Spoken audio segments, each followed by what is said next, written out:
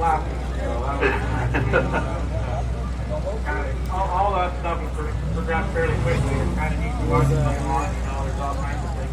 Nobody really thought about having lightweight helmets. Right. The amount of weight that it gets when it gets so how heavy it gets. The helmet is lighter now, and it's a lot easier on your neck. I got 2 pictures for Cody. All kinds of I'm taking a video. working on new stuff all the time. Now you told me a story, or actually I heard you telling a story a long time ago, is going back to the whole Chris Herbertson thing, getting into an accident or whatever. The first time you ever flipped over, you actually put your hands out. But it was just a reaction of when you're up in the air like that, like, oh no, I better catch my fall. Yeah, the problem is when you do that, once you learn, or once you flip a couple times, you kind of get paid.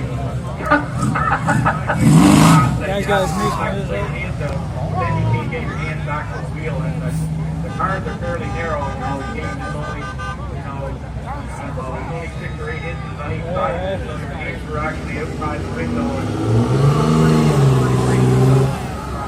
Nope. Remember, Kevin Martin lost his fingers. It's a newer one, so they gotta go for free filters. So it take a long ass time for it. That must be the nose duo. Oh yeah, that is. Yeah. After that accident, I wore arm restraints for half a summer, and finally got comfortable enough that I took it off. Absolutely, for sure. And as you mentioned, safety's come a long way, and we're just glad that Chris was able to walk away from that.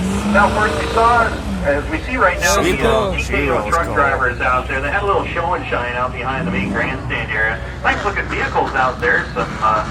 There's a lowrider crew cab dually right there, Mark. I'm pretty sure you've ridden around in a couple of those before. Yeah.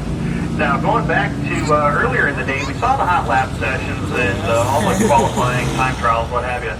The outside berm really got tall out there, and that was a great call, at least I think, and a lot of the other drivers think that Paul did, to stop the racing for a little while and cut that off, and I believe it worked out pretty well, when you say. Well, I think it's a lot different racetrack than what it was last week. It's a lot faster, and so, keep that berm out so that the guys aren't catching a wheel or something and flipping off the end is always a good thing.